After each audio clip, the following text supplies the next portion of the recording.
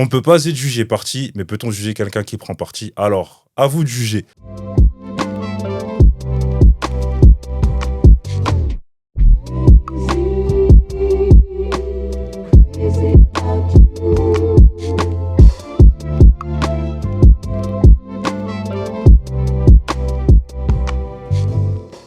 Salutations à toutes et à tous, bienvenue à bord de la Haute Sphère Cause, mon autre émission qui prône la vulgarisation et la transmission pour l'élévation. Moi c'est Audrey, enchanté. Avec l'hôte du jour, on va parler de ce livre-là. L'hôte du jour c'est Myriam Meyer. Bonjour Myriam. Bonjour Audrey. Comment allez-vous? Très bien, merveilleusement bien. Ravi de vous recevoir ici. Et ravie d'être ici avec vous. Est-ce que vous pouvez vous présenter s'il vous plaît? Alors Myriam Meyer, donc je suis professeure de lettres classiques, donc français, latin et grec. Et je suis aussi une épouse et une mère de 3 enfants. Est-ce qu'on peut revenir sur votre parcours? Pourquoi vous avez voulu devenir prof? Alors je ne voulais pas du tout devenir prof. C'est l'ironie de la chose. Je viens d'une famille d'enseignants où la notion de transmission a toujours été valorisée. Et je trouvais ça très, très beau. Mais je ne me visualisais pas du tout dans ce métier-là. J'avais fait une courte expérience de 6 mois pendant mes études de lettres, du reste. Mais ça n'était absolument pas représentatif, en fait, cette expérience de la réalité de l'éducation nationale. Et moi, ce que je rêvais de faire, c'était du théâtre. C'était vraiment ma passion. Les événements de la vie font qu'après des études de lettres, quelques années plus tard, je me retrouve de nouveau à accepter un poste de contractuel. Et là, c'est vraiment une révélation. Quand je prends ce poste, je ne vais pas très bien pour des raisons personnelles. Et ce sont les élèves qui vont vraiment me révéler ma place. Et je me rends compte que je suis exactement là où je dois être face à ces élèves. Et ça va être une forme de reconstruction personnelle d'abord. Et puis voilà, la révélation d'une vocation qui me tombe dessus. Alors ça faisait beaucoup rire mes parents parce que j'arrêtais pas de dire « moi, jamais prof, quelle idée ». Et puis je suis tombée dedans. Et ça a été une vraie grâce que cette découverte-là. Vous dites plusieurs choses intéressantes.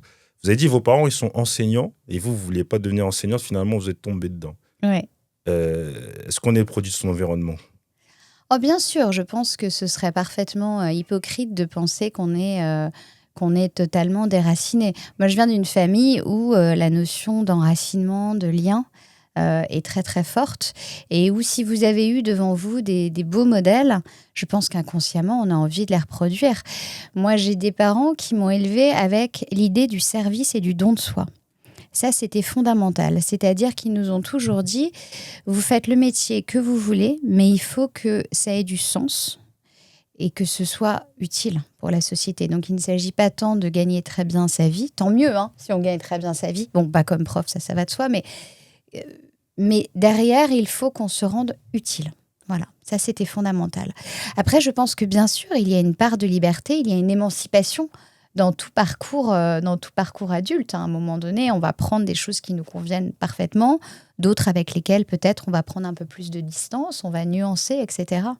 Mais pourquoi vous ne vouliez pas être prof? Parce que, vos parents étaient profs, vous n'avez pas voulu... Ma mère était prof, ouais. D'accord. Et vous n'avez pas voulu reproduire le schéma? Je pense que ça n'était pas une opposition de ce type-là, mais je ne me voyais pas faire ce travail, tout simplement. J'adorais la littérature, mais je l'adorais dans le cadre du théâtre. Et je ne me voyais pas du tout, je ne m'imaginais pas du tout dans cette posture d'enseignante, tout simplement. Et finalement, tout arrive. C'est ça. Et justement, on va parler de votre livre qui est là. Donc, je vous montre ici, là. Le bébé, mon bébé. Exactement. Ouais. Donc, Myriam Meyer, wesh madame. Wesh madame. Ah, ce titre. Rire et larmes d'une prof de banlieue. Pourquoi ce titre-là? Bon, on a dû vous la poser 100 000 fois la question, mais... Alors, on m'a beaucoup posé la question sous l'angle suivant, à savoir pourquoi avoir intitulé ce livre « Wesh Madame » alors que vous interdisiez à vos élèves de dire genre, du coup, wesh, etc. En mode... En mode. Vraiment en mode péché mortel. C'était pas du tout ce titre-là à l'origine. Okay, c'était Fleur de REP. Donc REP comme réseau d'éducation prioritaire. Et mon éditeur me dit, écoute, tu es mignonne, tu es gentille, mais ton titre, c'est Les profs parlent aux profs. Personne ne va comprendre ce que tu veux dire. quand tu dis fleur de REP. Donc, j'ai dû proposer une série de titres et une de mes amies qui avait lu le manuscrit me dit « Mais enfin, wesh madame, c'est une évidence. » Je dis « Oh, quand même, wesh madame, alors que j'ai combattu l'éthique de langage pendant des années. » Elle me dit « Oui, mais c'est quand même ce que tu as vécu. » Et mon éditeur a adoré. C'est comme ça qu'on a eu wesh madame. Quant au sous-titre, donc, qui est Rire et larmes d'une prof de banlieue, eh bien, je crois que c'est ce qui résume le mieux ce que j'ai vécu là-bas. Beaucoup de rire, beaucoup de larmes de détresse, beaucoup de larmes de reconnaissance. Ça n'est pas du tout, monolithique. Mais pourquoi vous avez voulu écrire ce livre-là ? Alors, initialement, quand j'arrive dans cet établissement, dès le premier jour quasiment, je vois des situations tellement lunaires, tellement cocasses, tellement touchantes que je me dis, il faut écrire ça. Il faut garder cette mémoire-là. Et donc, tous les jours, je prends des notes, quelquefois vraiment sur un coin d'agenda, sur un coin de cahier, et que je réécris le soir chez moi à tête reposée. Et je m'aperçois à un moment donné que ça fait un livre quand même, cette affaire. Et mes amis me disent, mais il faut absolument que tu le publies, il faut que tu fasses entendre cette voix-là. Et on parlait de l'éducation tout à l'heure. Moi, j'ai été élevée par des parents qui ont essayé de nous faire cultiver beaucoup l'humilité. Et je trouvais que c'était très arrogant quand on n'est pas Balzac de publier. Alors, on remarquera qu'il y a beaucoup de gens qui ne sont pas Balzac et qui publient, et tant mieux. Mais vraiment, pour moi, c'était une forme d'arrogance de ma part, très malvenue. Je ne me voyais pas du tout publier. Et puis, il m'est arrivé cette aventure humaine que nous évoquerons peut-être plus tard, à savoir un cancer assez agressif. Et je me dis, mais je ne sais pas combien de temps j'ai. Et je m'étais promis de la faire entendre, cette voix de mes élèves. Donc, je dois le faire parce que je ne veux pas partir. Si je dois partir un peu plus tôt que prévu, je ne veux pas partir sans qu'on les connaisse, ces gamins-là. Donc, j'ai envoyé mon manuscrit. Mais alors, pour vous dire, quand je l'envoie, je regarde vraiment une liste de maisons d'édition. Et je ne l'ai envoyé qu'aux maisons d'édition qui acceptaient la version numérique. Parce que je me disais, je vais quand même pas imprimer tout ça, parce que ça va certainement finir à la poubelle parmi d'autres manuscrits. Donc, je ne l'ai envoyé que à ceux qui prenaient les versions numériques. Et vraiment à ma grande surprise, 3 semaines plus tard, j'ai reçu un mail de Robert Laffont. Et là, tout s'est enchaîné très vite. En tout cas, c'est bien que vous ayez écrit déjà et que vous l'ayez publié. Dans ce livre-là, effectivement, il y a des rires, des larmes, il y a beaucoup d'anecdotes drôles. Oui. Je crois que j'ai beaucoup rigolé. Notamment, cette fameuse histoire de voix active, voix passive. Oh, j'aimerais lire. Donc, vous dites, page 19, admettons que je sois un hamster, on m'a donné des croquettes. Phrase à la voix active, je mange des croquettes, mettez cette phrase à la voix passive. L'élève dit, madame, je sais moi, je vous écoute Luc, les croquettes me mangent. Oui. Ah, j'ai rigolé. Il faut tenir bon dans ces cas-là. Et je me suis remis en question sur cette histoire de voix passive. Me dire, mais en fait, vous avez fait des petites révisions? Un petit peu. Ouais. Mais c'est bon, je me suis rassuré quand même. Ça y est, c'est bon. Je me suis rassuré. J'ai dit, comment on l'a mis? Après, je dis, ah oui, les croquettes sont mangées par Luc. Exactement. Mais voilà. J'ai réfléchi quand même un petit moment. Je ne vais pas mentir, j'ai réfléchi. Non, il y a des anecdotes vraiment drôles. Et aussi, il y a un truc qui m'a moins fait rigoler, c'est quand vous dites 90% des élèves n'aiment pas lire, 5% n'aiment que lire des mangas et des bandes dessinées, ouais. Et 5% se penchent sur les romans. Et 99% ont des téléphones portables, etc. Ouais. Comment vous expliquez que les élèves aujourd'hui n'aiment pas lire? Alors, c'est vraiment, vraiment le mal du siècle. Pour moi, et ça devient un combat de plus en plus essentiel, pour moi, le responsable numéro 1, ce sont les écrans. Et c'est pas juste moi, petite prof lambda, qui le dit, qui l'observe, qui l'analyse. Il y a eu des dizaines et des dizaines d'études sur le sujet. Les écrans sont l'ennemi majeur, principal et très dangereux de nos enfants pour tout un tas de raisons. La première, c'est que lorsque vous regardez un film, lorsque vous jouez à un jeu vidéo, ça ne va pas du tout avoir les mêmes conséquences, si vous voulez, neuronales, que lorsque vous lisez un livre. Ça, c'est la première chose. La deuxième, c'est que nous sommes nous-mêmes, en tant que parents, de très mauvais exemples en tant que parent et en tant qu'adulte. Je vous invite dans le métro, dans le train, dans le RER, à regarder autour de vous dans la rue. Combien de fois voyez-vous quelqu'un sur son téléphone portable ? Combien de fois voyez-vous quelqu'un avec un livre ? Or, l'enfant trouve désirable ce que ses parents trouvent désirable. Sortir tard, manger ce qu'il veut. Est-ce qu'à chaque fois que nos enfants nous regardent assis dans le canapé, nous sommes plongés dans un livre ? Est-ce que la bibliothèque est un élément essentiel de nos maisons ? Est-ce que nous emmenons nos enfants à la librairie ? Est-ce que nous les emmenons à la bibliothèque ? Je crois qu'il y a là un vrai sujet de responsabilisation fondamentale, une vraie éducation à faire des parents, une éducation vraiment des parents à mener.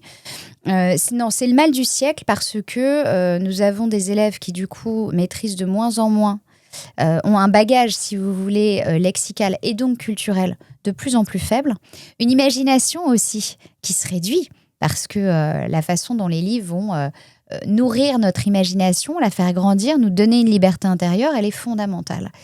Et ensuite, effectivement, il y a les conséquences en termes de parcours scolaire qui font qu'un gamin, si vous voulez, qui arrive avec des parents CSP++, pour qui le livre est un objet désirable en soi, qui lisent beaucoup, qui font lire leurs enfants, il est évident qu'il ne part pas du tout avec le même niveau de chance qu'un gosse qui, depuis l'âge de 18 mois, pour certains 15 mois, 1 an, est devant les écrans, est devant la télévision, est devant une tablette et qui arrive avec de très grandes difficultés de lecture, d'orthographe, etc. Pour moi, ça, c'est le combat du siècle, vraiment. Et là, il y a l'IA qui arrive, qui est déjà là. Absolument. Qui est aussi un autre ennemi. Qui peut être une alliée, attention, je ne veux pas tomber dans un discours monolithique, mais qui est extrêmement dangereuse pour nos enfants parce qu'il y a aussi cette notion de temps long qui disparaît avec les écrans. Vous savez, j'ai besoin d'une information. Avant, on cherchait un mot, par exemple, on ouvrait notre dictionnaire, on se plantait, on ne cherchait pas au bon endroit, ça nous permettait de nous rendre compte qu'on s'était trompé sur l'orthographe de ce mot. Au passage, on en découvrait un qui était rigolo, qui nous semblait avoir disparu de la circulation. On apprenait des choses, on finissait par trouver la définition. On était acteurs de notre savoir. Et on comprenait que tout prend du temps. Aujourd'hui, vous avez une question. Grog, s'il te plaît, peux-tu me dire ce que veut dire souplesse ? Voyez ? Et vous avez la réponse tout de suite. Et donc, ça nourrit l'idée que tout doit être obtenu automatiquement, mécaniquement, sans qu'on soit acteur de la chose. Je suis tout à fait d'accord. Et puis, même au niveau des réseaux sociaux, ça crée aussi comme je dis, il y a un mal-être. Et justement, il y a cette problématique de santé mentale au niveau des jeunes. C'est une catastrophe. C'est une catastrophe et je le dis vraiment de façon très ferme et sans aucune nuance. Parce que je pense que ce sujet appelle un discours très ferme et très lucide sur le sujet. On sait là aussi par les travaux de Desmurget, par tout un tas d'enquêtes, que les enfants qui sont sur les réseaux sociaux vont moins bien que les autres, font moins de sport, ont moins d'interactions sociales, ont une image d'eux-mêmes beaucoup plus dégradée. Être une jeune fille, par exemple, aujourd'hui, et je pense que c'est valable pour les garçons aussi du reste, mais être une jeune fille aujourd'hui, lorsque vous ouvrez TikTok, Instagram, etc., vous êtes entouré, vous ne voyez que ça, parce qu'il y a l'enfer des algorithmes aussi qui nourrit ça, que des filles qui ont tel corps, qui ont tel vêtement, avec des filtres, avec du maquillage, etc. Et ce, de plus en plus tôt. On parle du phénomène des CFO kids, des gamines qui se couvrent le visage de maquillage à 6-7 ans. Donc, ça peut vous donner une image très dégradée de vous-même quand vous ne rentrez pas dans ce moule-là, dans ce modèle-là. Avec l'enfer des likes aussi. Quand on a un adolescent, on a une estime de soi qui est fragile et où si vous voyez que votre photo, votre story, votre réel n'a eu que 10 likes alors que celle de votre copine en a eu 200, ça va, si vous voulez, contribuer à dégrader votre estime de vous-même. Et puis, il y a le fait aussi que ça vous enferme quand même dans un schéma où vous n'allez voir que des vidéos de gens qui pensent comme vous, qui vivent comme vous. Et on se rend compte qu'on a des enfants et des adolescents qui sont de plus en plus imperméables au débat serein, à la discussion apaisée, qui n'arrive plus à être en désaccord, sans colère, sans agressivité, sans parler effectivement des autres sujets, le problème de l'obésité, le problème de la sédentarité, etc. Et moi, je trouve absolument essentiel que l'on préserve nos enfants de ce fléau. Vraiment. Et c'est là que vous intervenez avec les mots. Parce que On justement, essaye. c'est vrai, parce qu'il y a des jeunes qui n'arrivent pas à s'exprimer, qui sont Ouais. frustrés, et ça se transforme par la violence. Et Absolument. justement, mettre des mots aux mots Oui, MAUX, c'est quand même important. c'est fondamental. De penser le monde. Même tout à l'heure, vous parliez de l'imagination, Oui, même cette notion d'émerveillement, de rêve. Oui. Aujourd'hui, poser la question à un jeune, quel est ton rêve, c'est pas répondre. Quel est ton rêve? Qu'est-ce qui t'émerveille? Est-ce que tu as pris le temps aujourd'hui, 5 minutes, de regarder le ciel sans le prendre en photo, sans publier une story? Juste de regarder ce ciel-là, de regarder les mains d'une personne âgée dans le métro, parce que c'est émouvant, les mains d'une personne âgée dans le métro. De prendre le temps de la gratitude. Moi, je travaille beaucoup sur cette notion de gratitude avec les élèves, d'être capable de dire merci, c'est être capable de reconnaître ce que la vie nous envoie de beau, de bon, de bien, de vrai. Et je trouve qu'il est fondamental d'éduquer nos enfants à ça. Et en tant qu'enseignante, évidemment, on peut arriver en disant, boum, alors on a un programme à appliquer, alors on va le faire, vous voyez, l'Obergruppenführer SS du programme de l'éducation nationale, où on peut décider de se dire, ce programme-là, que va-t-il apporter aux enfants ?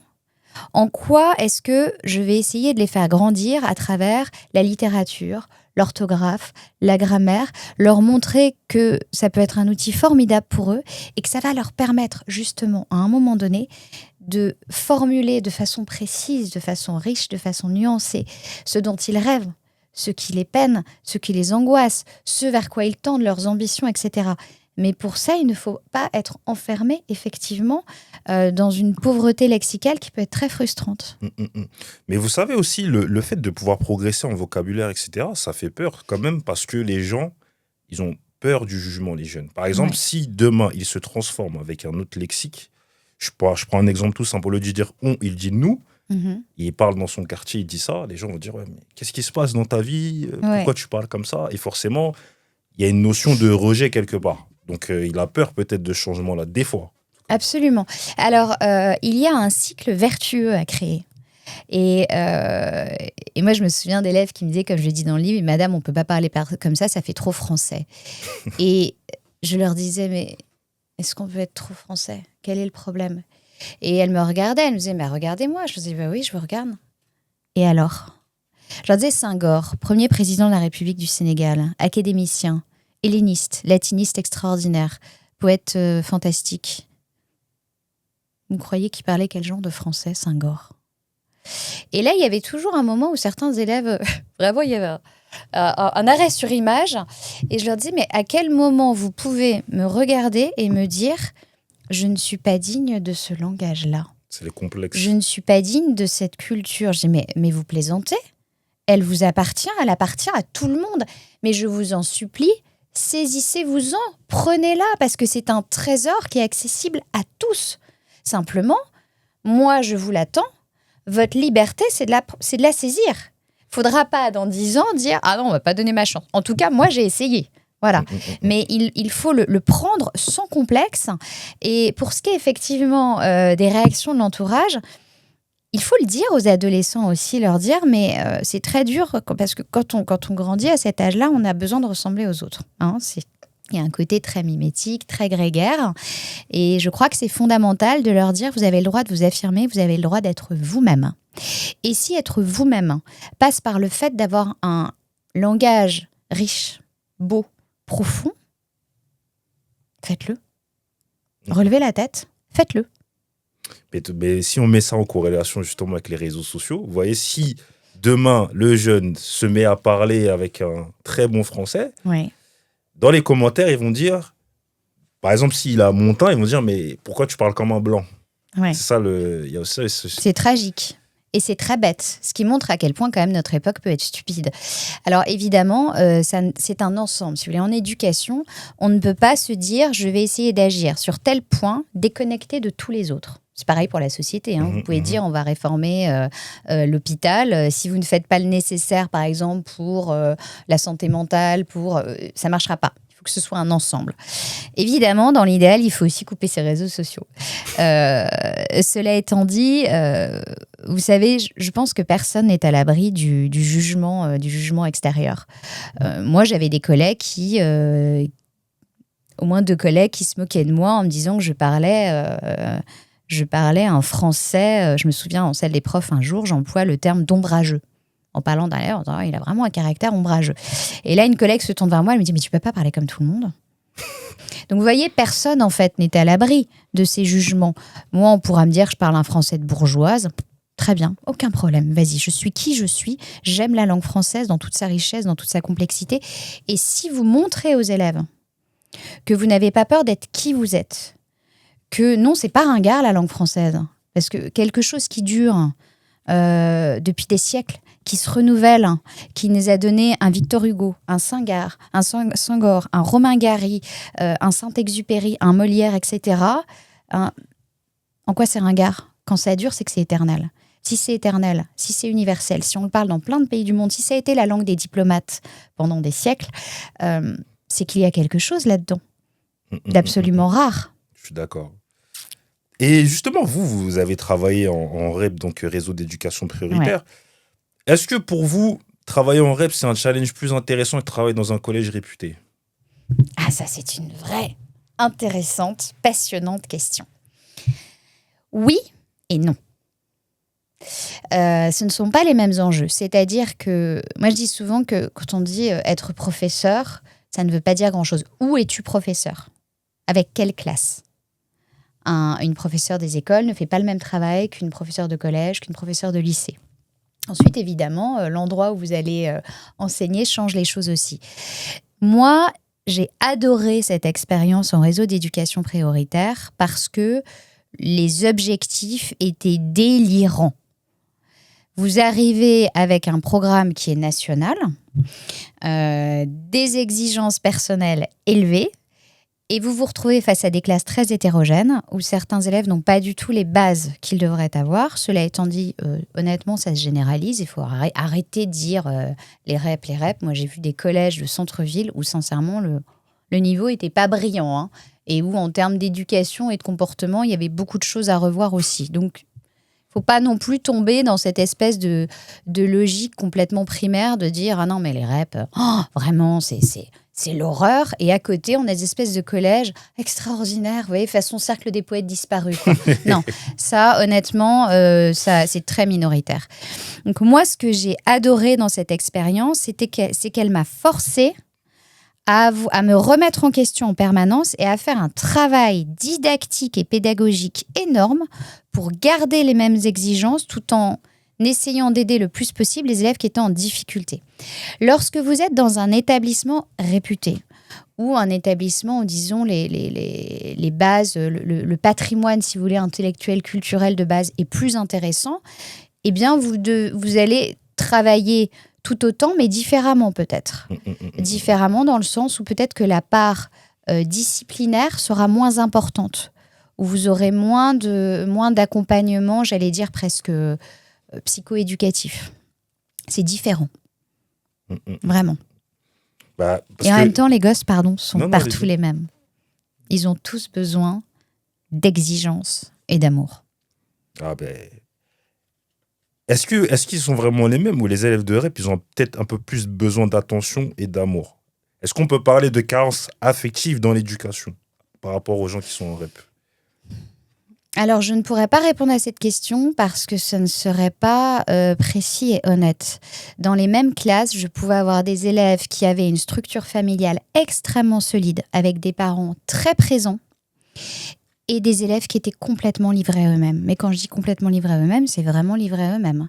Avec des parents qui n'étaient pas là, par exemple, qui partaient pendant un mois et c'était les voisins qui nourrissaient les gosses. Donc, il y avait des enfants très accompagnés, très soutenus, d'autres extrêmement seuls. Mais vous savez, dans certains établissements privilégiés, peut-être que la pression parentale est plus importante.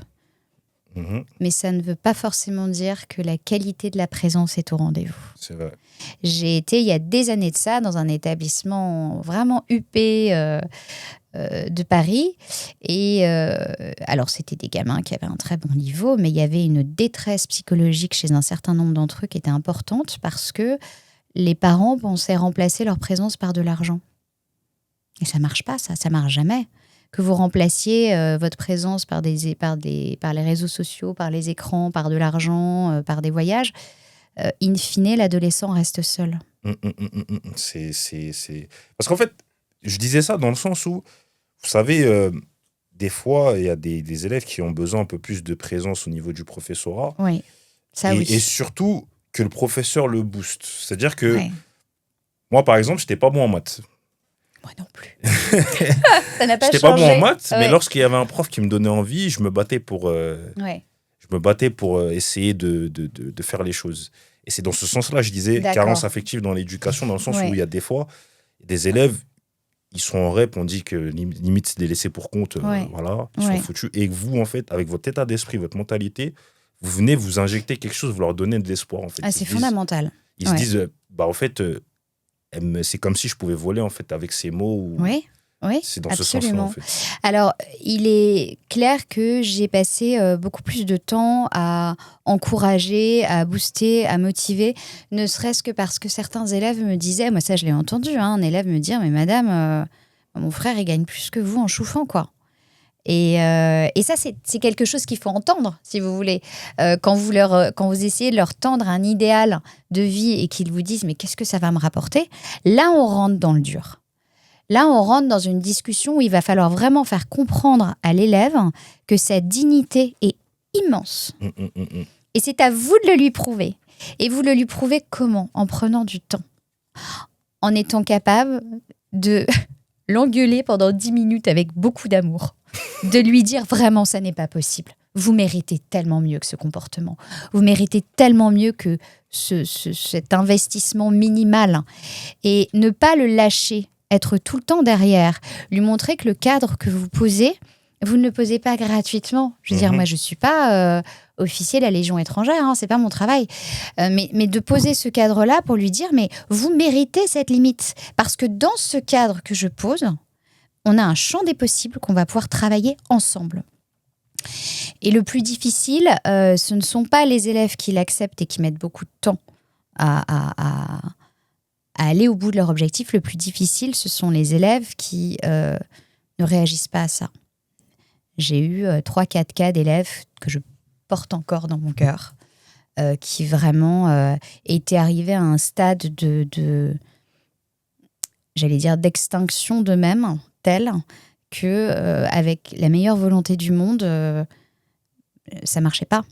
Et c'est un vrai souci dans ce métier, c'est qu'on peut avoir le complexe du sauveur. On s'imagine qu'on va tout seul, avec ses petits bras et sa bonne volonté, réussir à lutter contre tout un tas de forces cachées qui vont absolument contre tout ce que vous essayez de faire pour cet élève.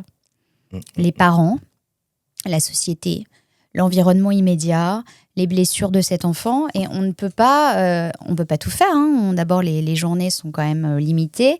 On n'a pas qu'un seul élève, on en a des dizaines. Et je trouve que c'est ce qui est le plus difficile dans ce travail, c'est ça. C'est ces moments où vous vous rendez compte que vous êtes allé au bout de ce que vous pouviez faire et que ça n'a pas marché. Mais vous carrément, c'est un dépassement de fonction, en fait. Vous faites. Moi, je pense, En tout cas, on est en livre, pour moi, c'est un dépassement de fonction. Je sais pas, parce que moi, j'ai quand même croisé beaucoup d'enseignants qui étaient dans cette logique de don d'eux-mêmes et d'investissement personnel important.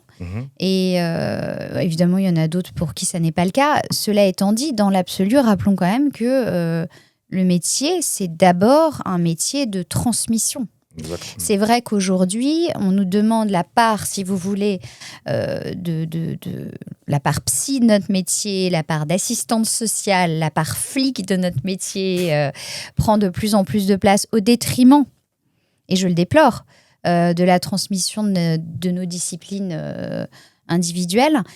Bon, à partir du moment où la réalité s'impose à vous, où vous avez un gamin qui est en souffrance et que vous vous dites, pour réussir à le faire travailler, Il faut que j'accroche son intérêt.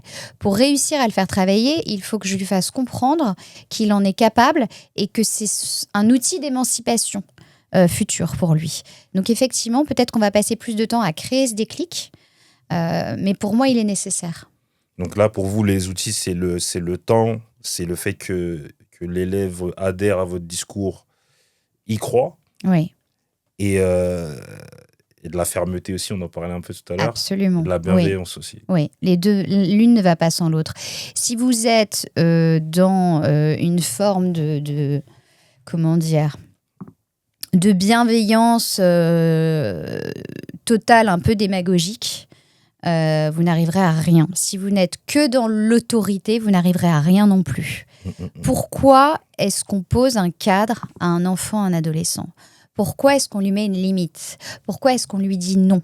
Pourquoi on lui fait vivre une forme de frustration ? C'est parce qu'on veut le meilleur pour lui. Et donc, si on veut le meilleur pour lui, c'est qu'on l'aime. C'est vrai.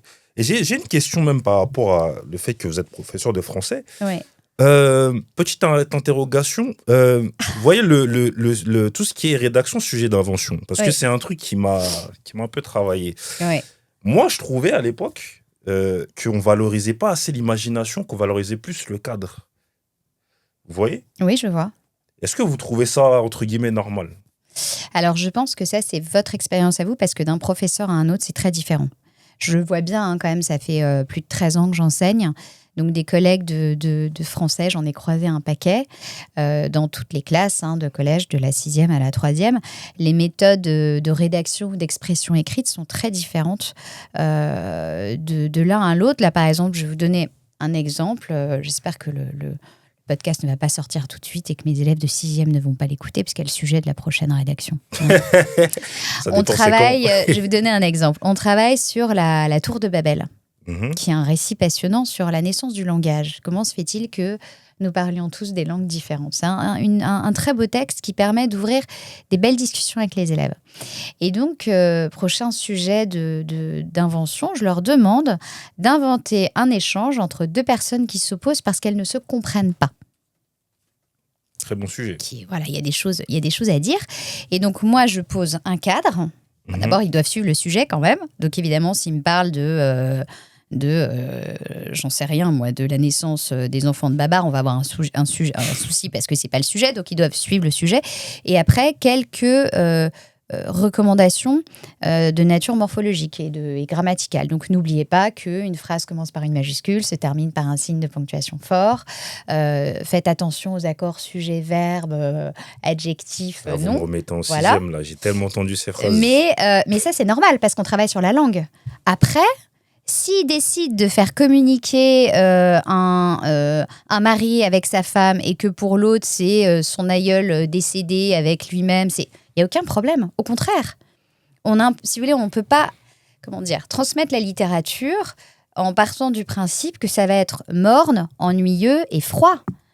L'histoire de la littérature, ce sont des coups de génie, ce sont des coups de folie. Donc, moi, j'adore quand dans une rédaction, je trouve des situations cocasses, burlesques, tirées par les cheveux. Si ça suit le sujet de base, mais au contraire, ouvrez les vannes, allez-y, racontez-moi ce qui se passe dans votre tête, mais dans le respect de l'orthographe. Ah, ça, c'est dur. En ce moment, c'est dur. Hein.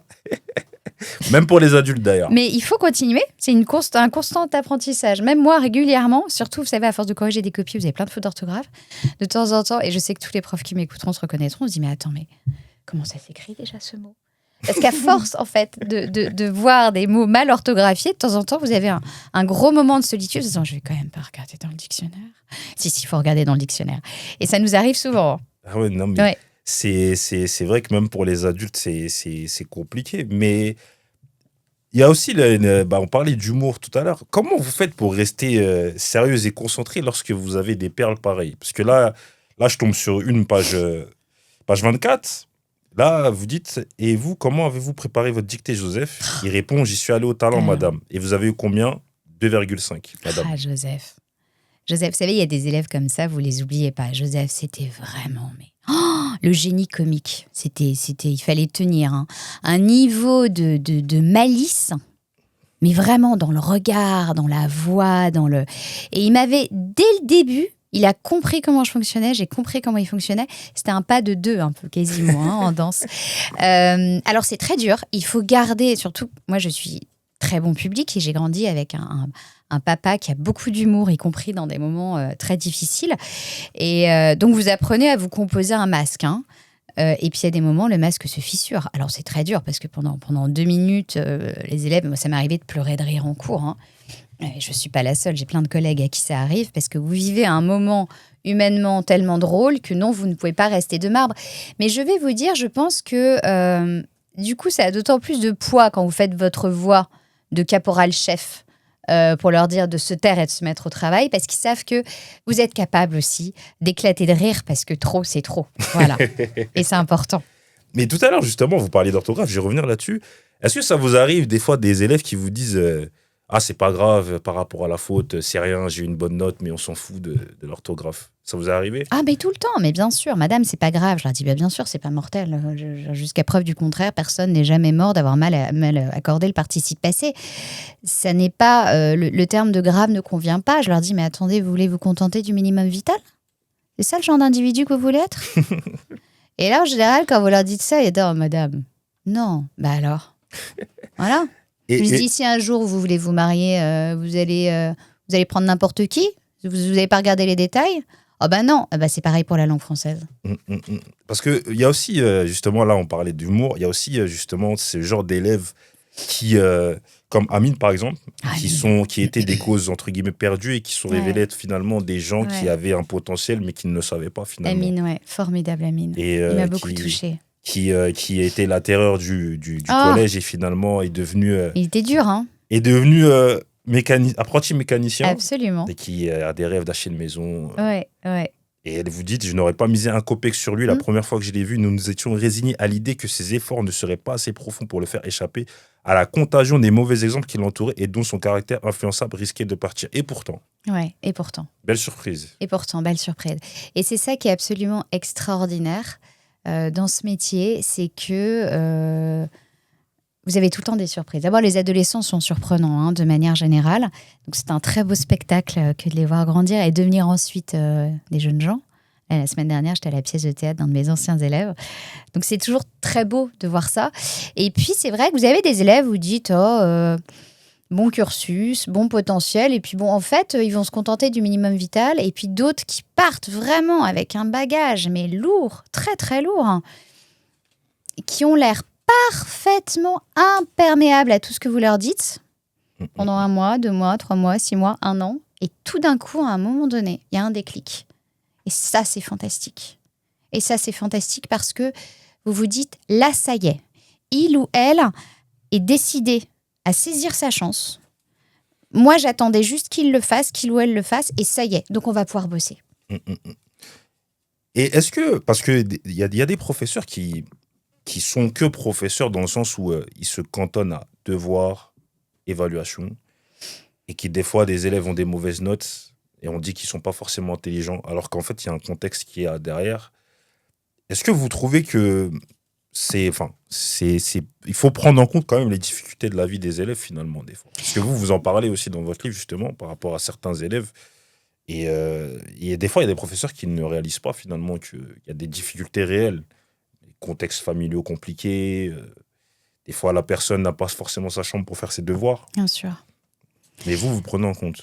Moi, j'ai eu la chance quand même de rencontrer beaucoup de collègues qui, dans leur écrasante majorité, prenaient ça en compte, je vous assure.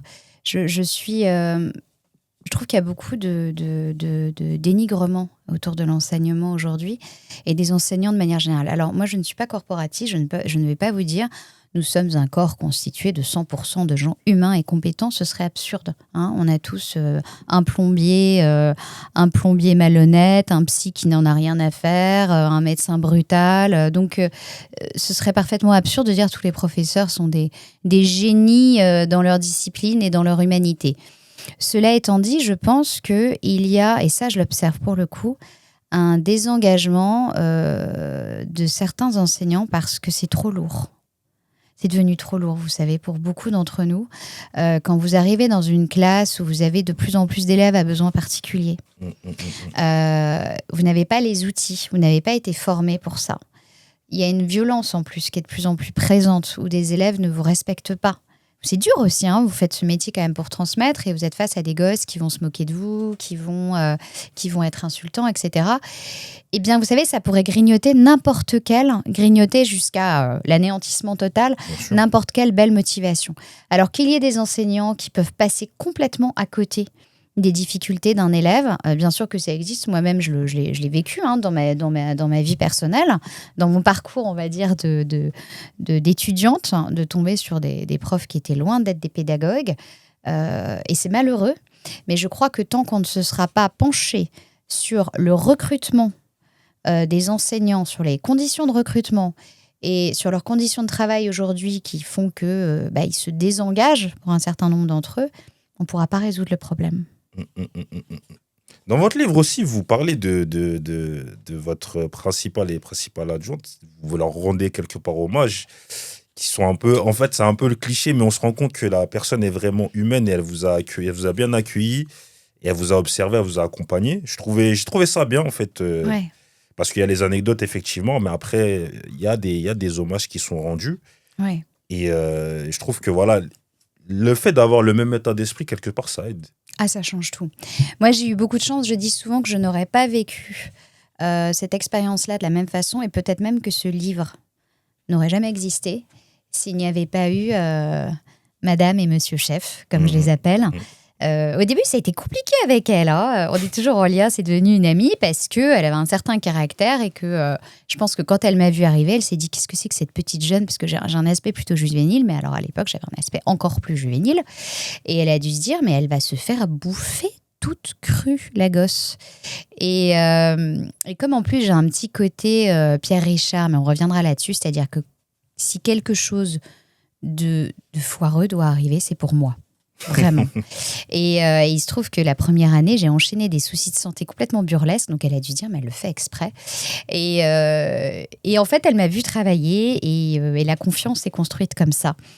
Et vous savez, de pouvoir s'appuyer sur une direction qui vous soutient, qui a effectivement la même vision que vous, c'est-à-dire qui estime que les élèves, ils ont un besoin de fermeté, de discipline, mais qu'il faut être humain, qu'il faut être bienveillant, qu'il faut les connaître, mais ça change tout. Et ça, c'est un des autres gros problèmes à l'éducation nationale aujourd'hui, c'est le recrutement des personnels de direction. Les personnels de direction, on parle beaucoup des enseignants, mais c'est un secteur qui va mal, où ils ont de plus en plus de mal à recruter, où ils sont en souffrance parce qu'eux aussi sont en butte à toute la violence du monde, au fait que les parents font des intrusions de plus en plus importantes dans les établissements, où ils sont obligés d'appliquer une réforme après l'autre. On a quand même eu 16 ou 17 ministres, 16 ministres en 7 ans. Donc je vous laisse imaginer ce que ça implique pour un personnel de direction de mettre en application la dernière lubie du dernier ministre ou de la dernière ministre. Donc ils vont mal, on ne les recrute pas forcément de la bonne façon. Et avoir un bon chef, ça fait toute la différence. Moi, j'ai eu plus que ça. J'ai eu des mentors. Monsieur chef adjoint, qui a été vraiment le grand-père que je n'ai pas eu, était vraiment un homme à part. Vraiment un homme à part. Et qui s'est vraiment tué à la tâche, parce que ça a été très intense pour lui.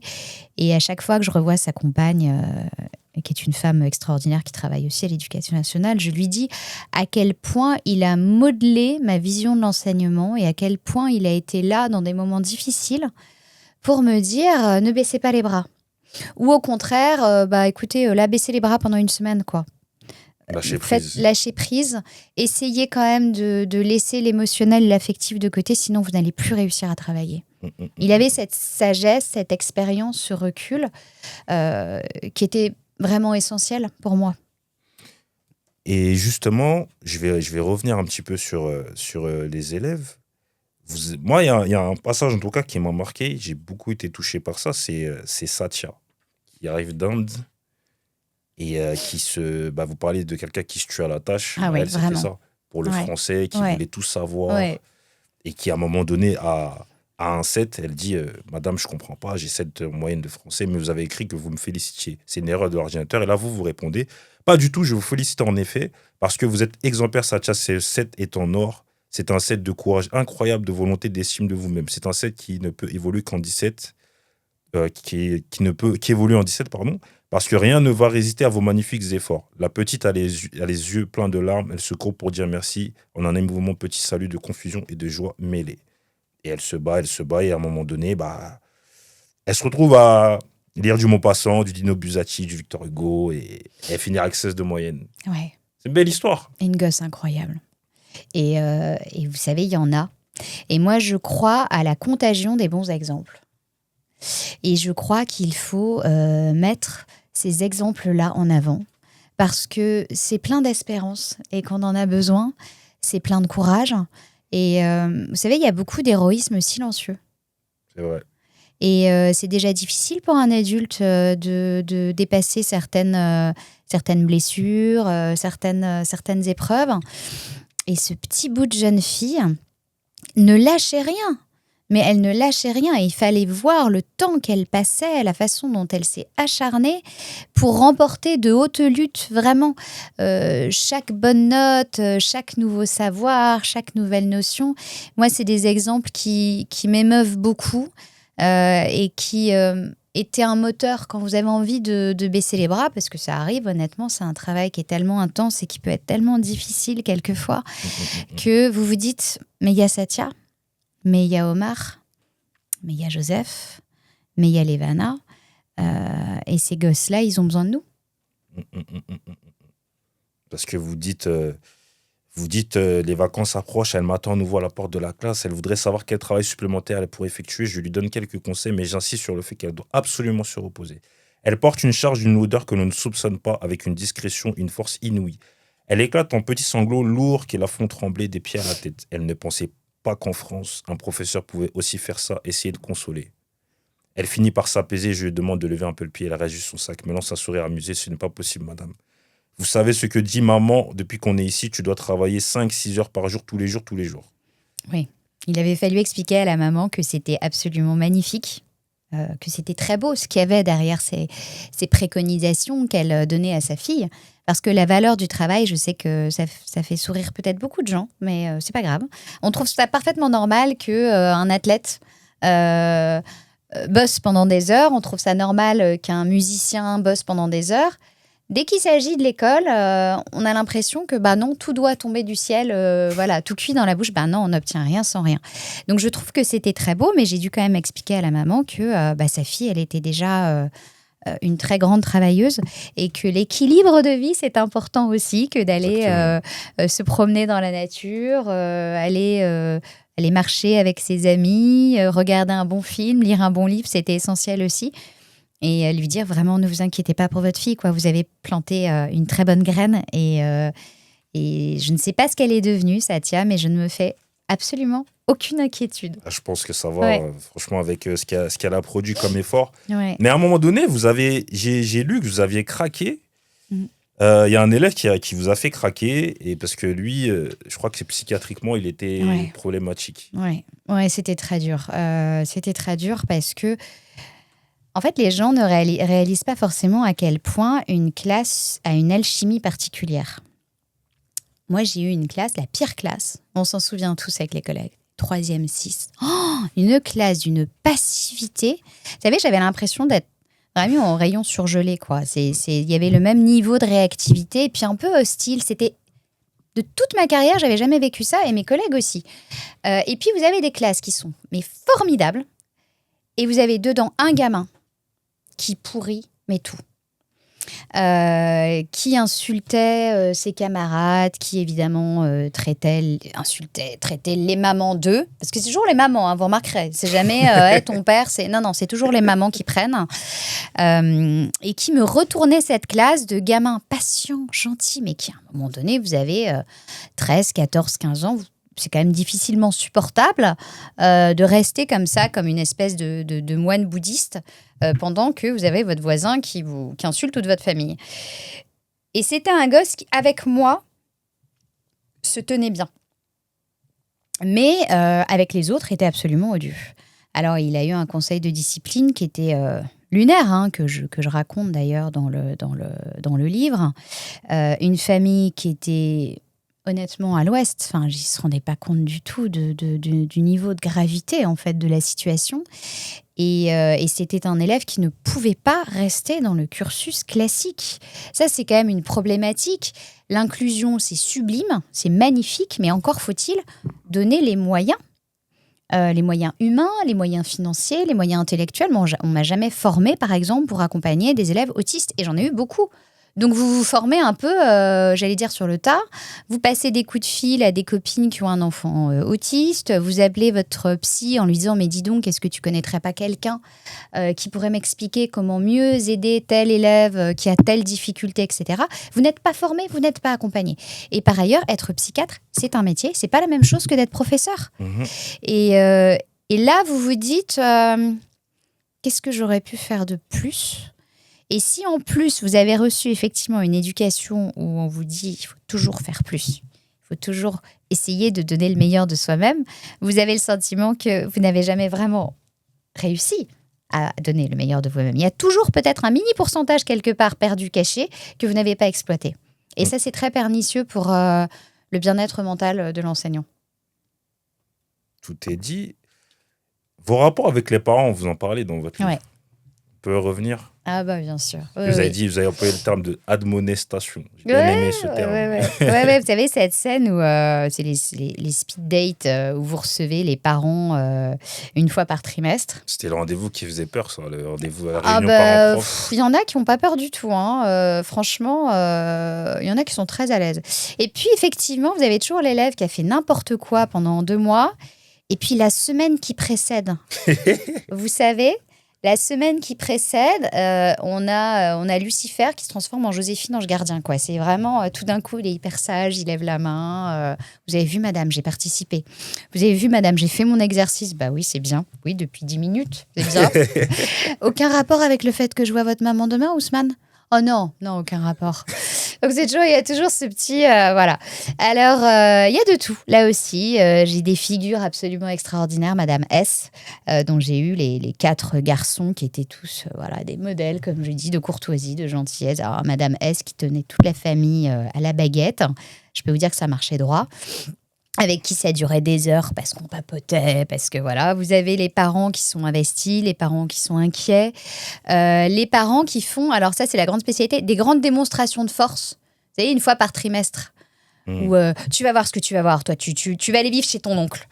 Alors on se dit, quand on est un jeune prof, on se dit, ah dis donc, il est drôlement ferme ce monsieur. Puis en fait, vous apercevez que c'est vraiment la menace qui dure 5 minutes, littéralement. Le gamin écoute, il dit, ouais, je vais partir chez mon oncle. Il y croit pas du tout. J'ai connu une fois un papa qui allait au bout de la chose et qui a vraiment envoyé l'enfant chez son oncle, qui est resté 6 mois. Quand il est revenu, il était doux comme un agneau, il vous tenait la porte, enfin c'était lunaire. Il y a tous les profils. Il y a aussi des parents qui sont... en fait, qui sont très désengagés. Et ces parents-là, vous ne les voyez pas. Et c'est ce qu'il y a de pire. Il y a une élève dont j'ai évoqué le cas et qui était vraiment une épine, je pense, dans notre cœur et dans notre conscience d'enseignant, qui était vraiment abandonnée par son père, quoi. Et la maman était malade, très malade, donc incapable de s'occuper de ses enfants. Et là, vous vous dites, mais ça doit être tellement douloureux pour cette gosse de sentir qu'il n'y a même pas d'intérêt par rapport à son parcours scolaire. Et puis, vous avez les parents qui sont dans l'opposition et qui sont très méprisants et qui pensent que parce qu'ils ont des enfants et parce qu'eux-mêmes ont été à l'école, ils savent mieux que vous, en fait, la façon dont vous devez enseigner, le travail que vous devez donner. Et alors là, vous pouvez devenir fou parce que vous avez ceux qui vont vous dire qu'il y a trop de travail, ceux qui vous disent qu'il n'y en a pas assez, ceux qui vous disent qu'il y a trop d'évaluations, ceux qui pensent qu'il n'y en a pas assez, ceux qui pensent que vous êtes gentil avec tous les enfants, sauf le leur. Et cette phrase que tout le monde a entendue, ces 2 phrases que tout enseignant a entendues, il n'est pas comme ça à la maison. Ah oui. Et il n'est pas comme ça avec les autres profs. Alors évidemment, quand vous communiquez avec vos collègues, vous apercevez que si, il est exactement pareil avec les autres profs.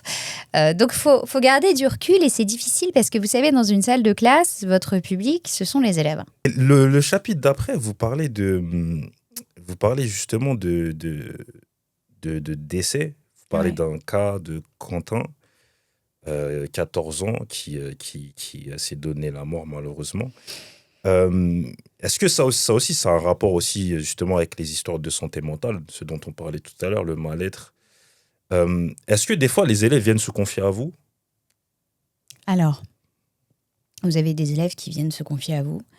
Vous en avez d'autres où il suffit de gratter un tout petit peu pour que l'élève fonde en larmes et se confie.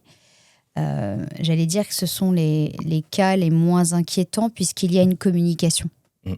Et vous vous dites, là, il y a un enfant qui est en souffrance, il y a un adolescent une adolescente qui vont mal, donc on peut mettre des choses en place. On va essayer en tout cas. Donc, on va prendre rendez-vous avec les parents. S'il y a une psy, ce qui est très rare, hein, on va essayer d'organiser un rendez-vous, en parler avec l'infirmière, sensibiliser les autres collègues en disant tel ado, ça va pas fort pour telle et telle raison. Mais là encore, au moins, vous avez, j'allais dire, une forme de prise. Le pire, ce sont ceux qui sont complètement enfermés, en fait, dans leur douleur et qui ne communiquent pas là-dessus. Et vous savez, quand vous voyez un enfant, par exemple, moi en français, je les vois beaucoup, mais en latin, quand vous les voyez 2 heures par semaine, c'est pas forcément évident de se rendre compte de ce qui va mal dans la vie d'un enfant. Alors, vous pouvez évidemment poser la question. Vous n'aurez pas forcément une réponse, ou vous aurez une réponse un peu décalée. Parce que c'est compliqué aussi de se confier. Bien sûr. C'est compliqué de confier certaines choses. Il y a un élève dont je parle aussi qui vivait une situation, disons, de violence intrafamiliale particulièrement hideuse et douloureuse. Il a porté ça toute sa vie. Il a porté ça toute sa vie avec un cadre, avec des adultes dans son entourage proche qui n'étaient pas capables de prendre le problème vraiment à bras-le-corps et de s'occuper de lui. Évidemment que ça fait des gosses, ça fait des adultes cassés. Parce que vous dites dans votre livre, page 213, et pourtant tu as couru vers ce qui nous arrachait à toi. Je n'ai pas fait ma paix avec ça, mais j'ai pu te dire au revoir, feu follet. Aussi douloureuse qui était la vision de ces cordes glissantes sur ton cercueil, du moins aurais-je pu rendre le dernier honneur au petit qui me regardait, narquois derrière une pile épouvantable de feuilles en désordre et où jamais ne se trouvait le bon polycopier, l'œil brillant, prêt à t'absorber dans tes pensées ou à me faire une de ces séries verbales qui laissaient la classe pleurant de rire. Mon bonhomme, tu étais rentré dans mon panthéon intérieur. Tu avais tant besoin d'attention, tant besoin d'être en permanence au centre du monde affectueux chantant. Tu y es maintenant, au centre, au seul qui compte. Ouais. On ne devrait jamais avoir enterré un gamin, jamais. C'est un âge, l'adolescence, excusez-moi. L'adolescence, c'est une période où toutes les émotions sont démultipliées. C'est chimique, hein, c'est hormonal, tout est très intense. C'est pour ça que les ados ont ce sentiment d'urgence permanent. Il faut telle chose tout de suite, etc. Et où le désespoir peut prendre toute la place. Et je crois qu'on a j'y pense parce qu'il y a notamment eu là récemment le suicide d'une petite fille de 9 ans qui subissait du harcèlement à cause de son poids. Moi, je suis... parce que c'est lié aussi, ce sujet-là, je suis très en colère pour ce qui est relatif aux questions de harcèlement. Je pense qu'encore une fois, l'éducation nationale n'est pas à la hauteur. Alors, on fait du saupoudrage. On vous dit, on a des référents harcèlement. On a vu récemment, vous savez, le cas de cette surveillante qui a été assassinée par un gamin qui était référent anti-harcèlement, qui avait lui-même été un harceleur, je veux dire. On a un vrai problème par rapport à ça aujourd'hui aussi en France. Alors, on fait des belles affiches, on fait des campagnes, on nous dit on va sensibiliser.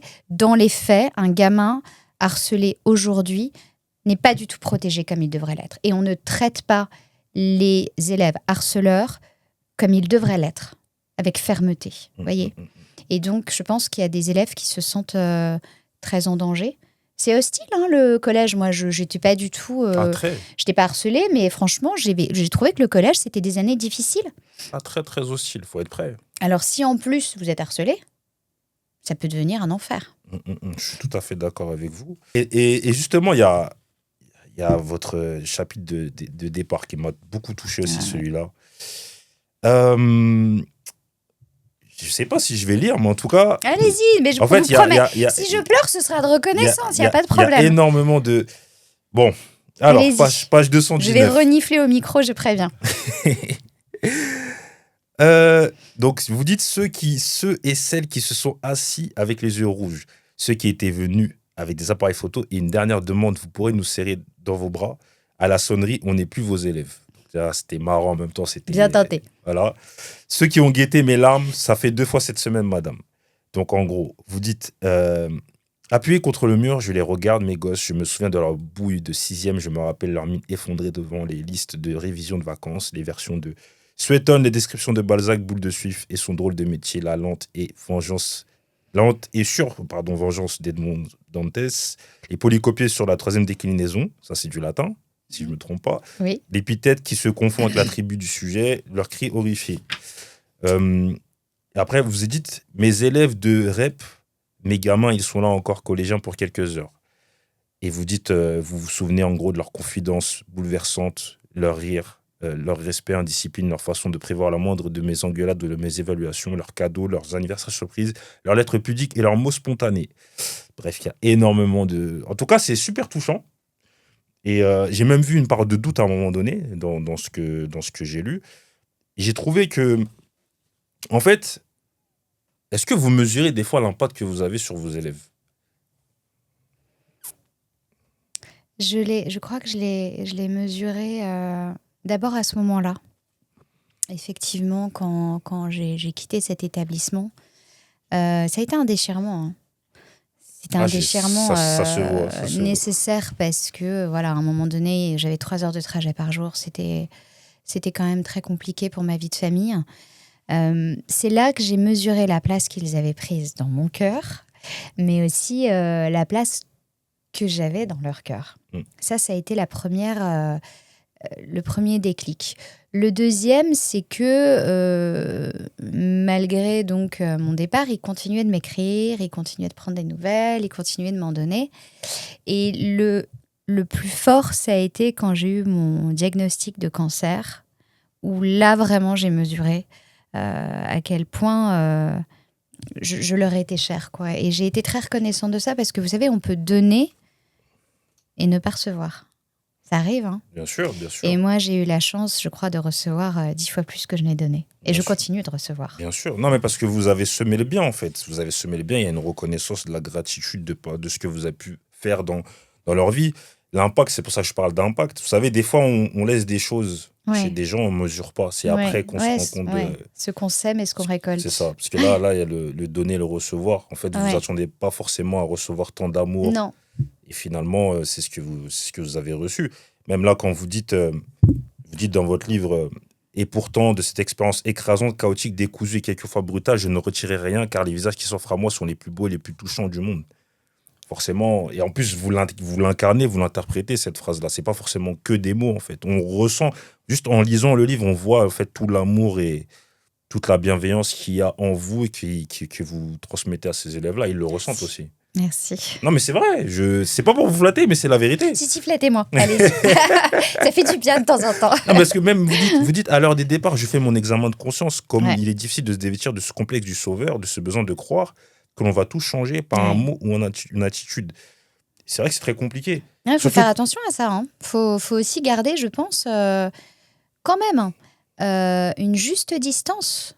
Moi, je ne suis que professeur. Je ne suis pas, je le redis, je ne suis pas psychiatre, je ne suis pas assistante sociale, je ne suis pas Dieu, je ne suis pas leur maman. Et c'est important aussi d'être rester à sa place. Il faut savoir sortir de sa place et il faut savoir y rester ou y retourner. Vous êtes un peu parent, un peu psy, un peu flic, un peu assistante sociale, beaucoup professeur. Oui, il faut faire. C'est une position un peu. Je crois qu'aujourd'hui, c'est un métier qui est très hybride. Hein, c'est vrai, quand je parle avec ma mère qui a été enseignante, elle me dit mais on n'a pas fait le même travail, toi et moi.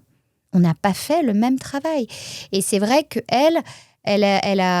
les élèves avaient beaucoup moins besoin, réellement, parce qu'en plus j'ai une maman qui a un chef-d'œuvre d'amour, de douceur, de bienveillance, d'empathie, mais ces élèves avaient 10 fois, 100 fois moins besoin soit d'un cadre, soit d'un supplément de bienveillance, où elle était vraiment beaucoup plus dans l'enseignement.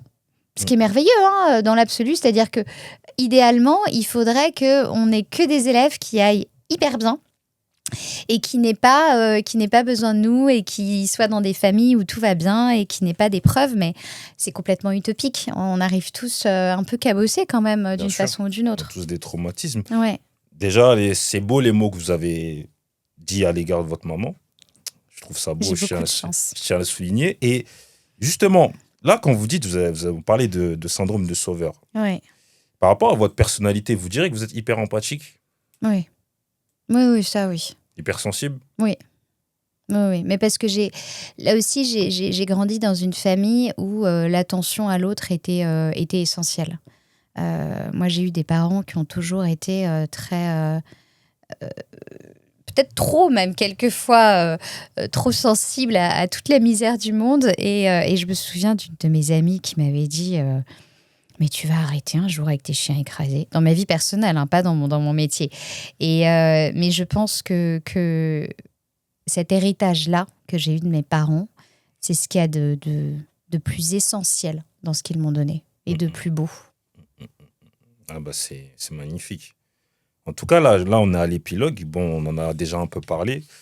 Donc là, il s'agit de revenir justement sur le diagnostic que vous avez eu. Ça arrive à quel moment, le diagnostic ? Le diagnostic du cancer.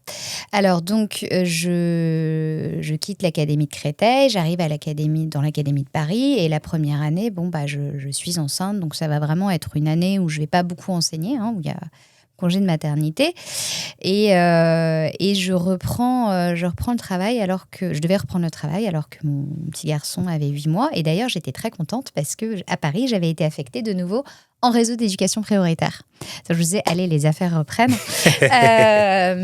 Et puis, j'ai ce diagnostic, en fait, 18 mois après avoir quitté ce collège-là. Alors, comment ça se passe ? Vous savez, de façon assez basique, vous avez très mal, vous en parlez avec votre généraliste qui fronce un peu les sourcils, et puis un premier examen, vous voyez que les médecins font la tête, et vous disent qu'il faut en faire un deuxième, et puis au deuxième, ils ont l'air encore plus paniqués. Puis au bout du troisième, la moutarde me monte au nez parce que j'ai un niveau de patience assez limité. Et je dis, écoutez, je vous vois tous avoir des yeux paniqués, oui ou non, est-ce que c'est un cancer ? Voilà, parce que ne vous inquiétez pas, j'ai le cuir solide, j'ai vécu quand même 2-3 trucs dans ma vie qui m'ont un peu aguerri. Le pire, c'est de ne pas savoir. Et là, ils vous font une réponse, vous savez, ils vous disent, on ne voit pas comment ça pourrait être autre chose qu'un cancer. Voilà, on va y arriver. Quelle est cette figure de style ? Voilà. Et donc, je finis par atterrir dans le bureau d'un oncologue extraordinaire qui est chef de service à Tenon, qui est un type aussi brillant qu'humain, et donc là, qui m'annonce le diagnostic, donc cancer du sein de stade 3, et qui m'explique que donc je vais faire 6 mois de chimio, qu'ensuite je vais avoir une mastectomie, donc on va m'enlever le sein, qu'on va me faire un curage axillaire, que je vais avoir de la radiothérapie, de la rééducation, etc., et qu'ensuite je serai sous hormonothérapie pendant 7 ans. Donc je suis actuellement encore en hormonothérapie. Et comment cette nouvelle, elle est reçue par la famille ? Par la famille ? Alors moi, j'ai un mari exceptionnel. Il a commencé par me dire, je suis sûre que c'est pas un cancer. Puis quand je dis si, là quand même, ils sont une demi-douzaine à dire que c'est un cancer. Mais c'est un tout petit cancer. C'est un stade 1, je le sens. Stade 3. Bon, c'est un stade 3, mais ça va très bien se passer.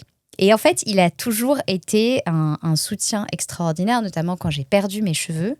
Lui, il trouvait ça génial. Il trouvait que ça m'allait hyper bien. Comment elle s'appelle, la femme de Will Smith ? Jada Pinkett. Il me disait que je ressemblais à elle quand même. J'étais hyper flattée. Donc, j'ai eu un soutien extraordinaire de mon mari, de tout le monde en fait. Le plus difficile, ça a été de l'annoncer à mes parents et à mes enfants. Mes parents, parce que ils sont quand même âgés. Et puis je pense que moi, j'ai des enfants. C'est insupportable d'entendre qu'un de ses enfants est malade. Donc, j'étais très angoissée à l'idée de leur en parler. À mes enfants aussi, parce que de la même façon que c'est insupportable pour un parent de voir son enfant être malade, c'est très inquiétant pour un enfant de se dire que sa maman est malade. Ça a été le plus difficile. Pour le reste, moi, j'estime que j'ai une chance folle. Mais c'est indécent. C'est-à-dire que j'ai une famille exceptionnelle qui m'a entourée tout du long. Ma grande sœur, mes parents étaient quasiment à toutes mes chimios. J'ai des amis qui ont fait un cordon sanitaire d'amour, de soutien fantastique. Mes beaux-parents aussi qui ont été présents tout du long. Et puis mes élèves. Ah oui. Et puis mes élèves, mes anciens élèves qui m'ont crié dessus en me disant que j'avais vraiment pas intérêt à mourir et qu'ils étaient là et qu'ils veillaient au grain et que j'avais pas intérêt à baisser les bras et qui m'envoyaient des textos quand je partais en chimio, quand j'étais à l'hôpital. Et ça, c'est clair que c'est un moteur. C'est un vrai moteur. Parce qu'il y a des moments, honnêtement, en chimio où vous êtes arrivé à un tel niveau de dénuement physique. Vous n'avez vraiment plus de force. Et j'ai vraiment compris ce que c'était que d'être au-delà même de la fatigue. Il y a quelque chose de très particulier qui se passe en chimio. Vous êtes arraché à votre corps. C'est avec une sensation d'empoisonnement permanent. Et le simple fait de se dire oh, « j'ai étendu une machine de linge aujourd'hui », mais c'est les 24 heures du Mans, quoi. Vous êtes hyper fiers parce que ça vous a demandé une force incroyable. Et donc, quand vous êtes dans cette très, très grande fragilité, vous sentir entouré comme ça, c'est fondamental. Parce qu'en plus, vous dites que vos élèves étaient venus à votre mariage. Ouais, certains, ils avaient réussi à venir. Et franchement, oui, quand vous dites enfin, ils m'interdisaient avec force de mourir. En tout cas, ils vous ont donné beaucoup de force, j'ai l'impression. Oui. Ils vous ont transmis beaucoup d'énergie positive. Oui. Et en fait, c'est parce que vous avez semé quelque chose. C'est là, en fait, on reconnaît les gens lorsqu'on est dans la difficulté, finalement. Et là, vous étiez dans cette difficulté, cette épreuve de vie. Et finalement, ils sont venus et vous ont montré tout l'amour qu'ils avaient pour vous. Ben, vous faites le bilan quand même. Parce que un oncologue ne pourra jamais vous dire non, mais c'est bon. Vous voyez, il vous dira jamais ça. Moi, j'ai vu des femmes qui avaient des cancers de stade 2 partir hyper vite. Et puis, vous en avez qui sont en cancer métastatique, qui est presque comme une maladie chronique pour certaines, et qui dure depuis 20 ans. Donc, vous n'avez vraiment aucune certitude. Cela étant dit, on a tous une épée de Damoclès au-dessus de la tête. Disons que pour certains, le rendez-vous a l'air un peu plus, plus tôt, se fera un peu plus tôt que pour les autres. Et donc, vous ne savez pas. Vous ne savez pas combien de temps vous avez, en réalité. Et dans ces cas-là, vous faites le bilan. Qu'est-ce que j'ai fait de ma vie ? Parce que moi, j'avais tout prévu. Je savais déjà quel chant je voulais pour mon enterrement. Je suis vraiment allée très loin dans le désespoir. Et donc, je me disais, qu'est-ce que je laisserais derrière moi ? Qu'est-ce que j'aurais fait de bon ? Et c'est sûr que dans des cas comme ça, vous vous dites, bon, j'ai une famille merveilleuse, j'ai essayé d'aimer du mieux que je pouvais ceux qui m'ont été donnés d'avoir autour de moi. Et professionnellement, est-ce que j'ai donné tout ce que j'avais à donner ? Et là, quand vous avez les messages des élèves qui vous disent que oui, ça aide quand même. Bien sûr, bien sûr. De toute façon, aimer, c'est prendre soin, justement. Et il y a le Petit Prince qui... Aimer, c'est répondre de la relation. Donc, dans le Petit Prince, il y a écrit le renard qui dit au Petit Prince tu deviens responsable pour toujours de ce que tu as apprivoisé. C'est une phrase, moi, qui me... rien que de... J'ai recommencé. Je vais vraiment essayer de ne pas renifler. Mais c'est une phrase qui m'a beaucoup portée dans ma vision de l'enseignement. On se moque beaucoup du Petit Prince. Là, j'ai des amis qui me disent « Ouais, c'est tellement niais, ça, il y a des choses qu'on ne dit pas. » Est-ce que c'est vrai qu'il faut le lire tous les 5 ans ? Moi, je l'ai lu 7 fois en 6e. 7 fois en 6e ? J'ai lu 7 fois. Ah, dis donc, respect, là, vraiment. Non, alors écoutez, moi, je le lis pas tous les 5 ans, mais quelquefois, je me replonge dans certaines parties qui me parlent particulièrement, dont celle-ci. Je crois que oui. Et je crois que aimer quelqu'un et choisir d'aimer quelqu'un, c'est prendre une responsabilité immense. Et lorsqu'on parle d'enfants et d'adolescents, c'est encore plus vrai. Parce que c'est dans des âges, des périodes de la vie où les souvenirs sont particulièrement forts, où il y a des points de bascule particulièrement importants. Donc oui, je pense qu'on est responsable et que c'est la noblesse, la grandeur et la dureté de ce métier aussi. Je vais vous donner Enfin, tout à l'heure, je vous ai parlé en off de musique. Ouais. J'écoutais un morceau magnifique tout à l'heure de Whitney Houston qui s'appelle Greatest Lover of All. Et en traduction, le premier couplet, il dit que je crois que les enfants sont notre avenir, montrons-leur le bon exemple et laissons-les être les guides, montrez la voie, montrons-leur la beauté intérieure qu'ils possèdent, donnons-leur un sentiment de fierté pour leur rendre les choses plus faciles. Laissons le rire des enfants nous rappeler comment on était autrefois. Oui. Est-ce que ça vous inspire? Complètement.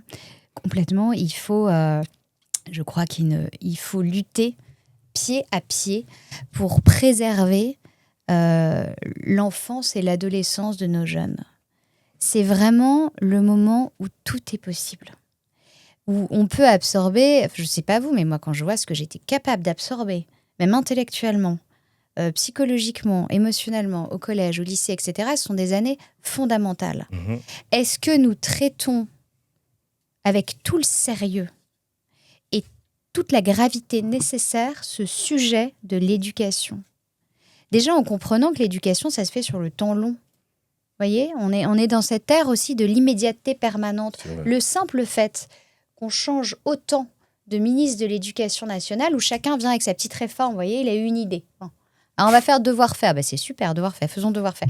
Et puis finalement, on va siphonner le latin et le grec, alors évidemment pas Louis le Grand ou Henri IV, parce que voilà. Et puis on va encore changer, on va faire une autre réforme. Puis on va faire tel brevet, et puis on aura droit à la calculatrice. L'année d'après, on n'aura plus droit à la calculatrice. Et puis on va faire des classes. Vous voyez, je ne dis pas qu'il ne faut pas réformer. Je ne dis pas, loin de là, que tout va bien à l'éducation nationale aujourd'hui. Je dis que le simple fait qu'on ait cette espèce de réformite, de changite permanente, n'est pas bon, n'est pas sain. Et montre à quel point, finalement, les enfants sont devenus des rats de laboratoire. Vraiment. C'est-à-dire qu'on considère que finalement, on peut traiter ça comme l'extension d'une ligne de métro. On expérimente. On n'expérimente pas avec des âmes de gosses. On n'expérimente pas. On ne peut pas jouer comme ça aux savants fous avec leur cerveau. Et je trouve que on n'a pas du tout pris la mesure de la façon dont on a piétiné leur cerveau, méprisé leur capacité à se dépasser. Vraiment, parce que honnêtement, on a perdu des heures, on a perdu des centaines d'heures d'enseignement en français depuis les années 60-70. On a privé les enfants d'heures disciplinaires dont ils avaient besoin. On a baissé les exigences. Moi, ça, c'est quelque chose qui me rend folle. Quoi, nos grands-parents étaient plus intelligents que nous? Ou nos enfants sont moins intelligents qu'eux? Donc, on a baissé les exigences et donc, on donne aux gosses le brevet, le bac, en leur mentant. Et ça, je vais vous dire, je trouve que c'est ce qu'il y a de pire de mentir à un enfant, de mentir à un adolescent, de lui faire croire qu'il a le niveau alors que non. Moi, j'ai des amis qui sont profs en fac qui me disent « mais c'est terrible, on a des élèves en licence qui n'ont pas les bases qu'avaient des élèves aujourd'hui en seconde ou en troisième. » Donc, on leur ment. On a un système d'orientation qui est hyper brutal. Le collège unique, il faut quand même en parler parce qu'en fait, on considère que tout le monde est fait pour le moule du collège unique. Bah non. Non, tout le monde n'est pas fait pour le collège unique. Vous savez, on s'est enorgueilli comme ça pendant des décennies, 80% d'une classe d'âge au bac. Il fallait absolument que tout le monde aille à la fac. Mais tout le monde n'est pas fait pour ça. Et tant mieux. Heureusement qu'on ne doit pas être entouré d'universitaires et de gens qui font un bac plus 5, bac plus 12, bac plus... Et je trouve qu'il y a une vision aussi très uniforme, en fait, de l'enfance et de l'adolescence qui n'est pas bonne non plus. Je suis tout à fait d'accord avec vous. Et en fait, vous là, en tout cas, quand moi je lis votre livre et votre approche, en fait, vous faites penser au colibri quelque part. Vous êtes d'accord avec ça? Au colibri? Oui. Au mouvement des colibris? Non, dans le sens où le colibri, quand il est là, il y a un incendie, il vient, il fait sa part, comme il dit. Moi, il sait que c'est gentil. Un colibri. Ah ben, je prends. Est-ce que c'est joli un colibri? Ça ressemble à quoi? C'est un petit oiseau.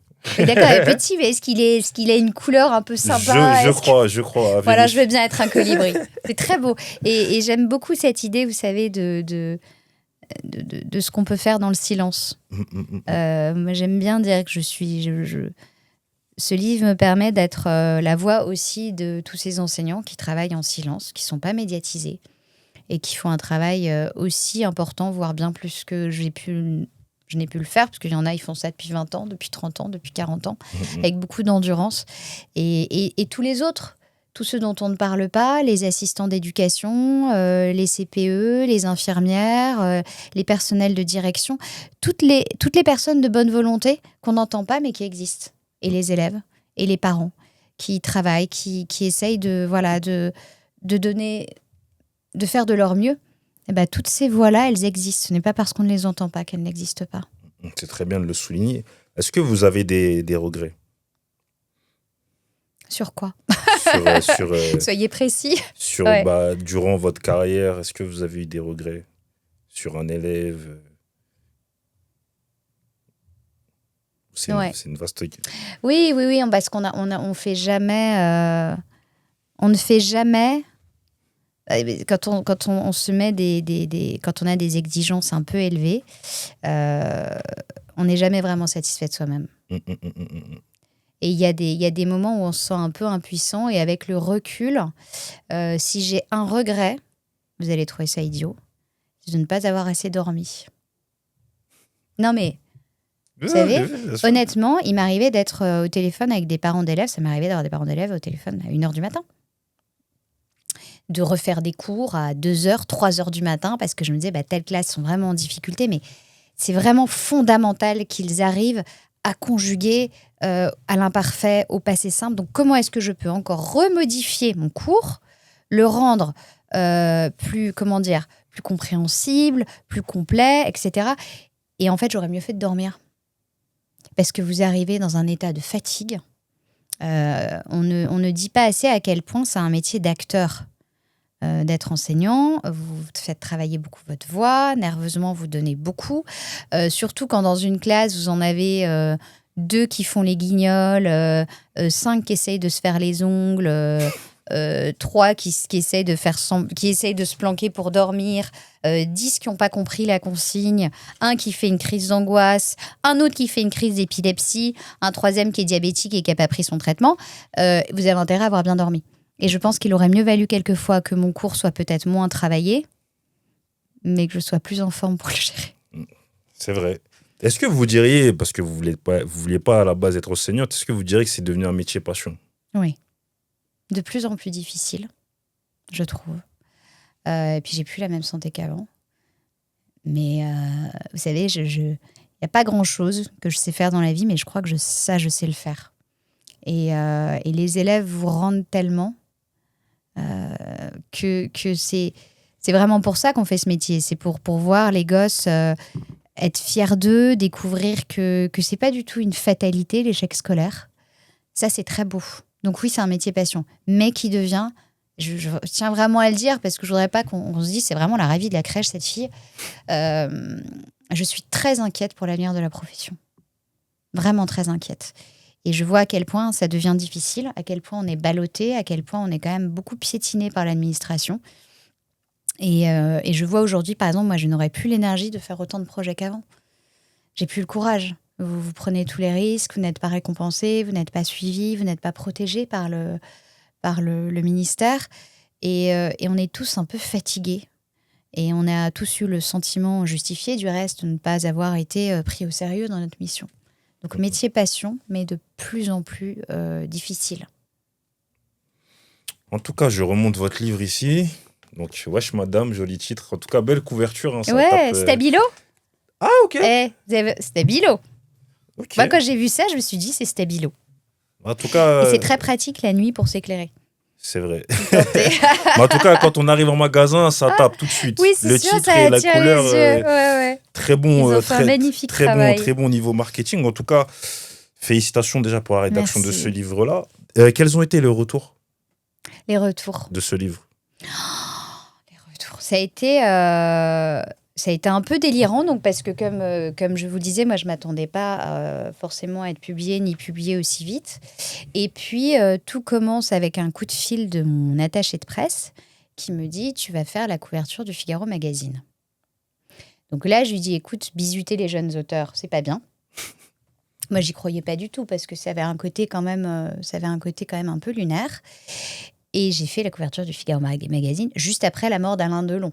Hein. Donc, juste avant moi, il y avait Alain Delon en couverture. J'étais quand même assez impressionnée de passer après Alain Delon. Et puis, en fait, tout s'est enchaîné très vite. Et j'ai été très touchée de voir l'accueil qui avait été réservé à ce livre parce que, si vous voulez, sur le sujet de l'éducation et notamment de l'enseignement en réseau d'éducation prioritaire, vous avez souvent deux discours. Soit un discours très alarmiste, très déprimant, tout va mal. Soit un côté, pour le coup, ravi de la crèche, complètement béat. Et moi, je crois que c'est à mi-chemin des deux. Entre les deux. Et donc, comme on vit à une époque de plus en plus binaire, où les gens ont du mal avec la nuance, je me disais, il y a plein de gens qui vont être contents et mécontents en même temps, mais tant pis, moi, je dis la vérité de ce que j'ai vécu, ressenti, analysé, observé. Et à ma grande surprise et à ma grande gratitude, l'accueil réservé a été vraiment très bienveillant. Je n'ai eu honnêtement que des retours positifs de gens qui étaient touchés. Et alors, ce qui est étonnant, et c'est pour ça que je vous remercie pour votre question, c'est qu'au départ, j'écris ce livre pour les élèves, pour qu'on entende leur voix, pour qu'on les connaisse dans leurs nuances, dans leur richesse, etc. Et je me suis aperçue, au fur et à mesure de la promotion du livre, qu'en creux se dessinait un portrait d'enseignant. Et j'ai reçu des dizaines et des dizaines de témoignages d'enseignants qui me remerciaient et qui me disaient « c'est formidable parce que maintenant mon entourage comprend ce que je vis. Mon entourage comprend ce que j'essaie de faire, ce que je peux traverser, le désespoir, l'allégresse, etc. » Des enseignants qui m'écrivent en me disant « bon, j'avais un petit coup de morale, ça allait pas trop fort. Et vous m'avez rappelé pourquoi on fait ce travail et à quel point il est beau. » Et ça, c'est absolument formidable.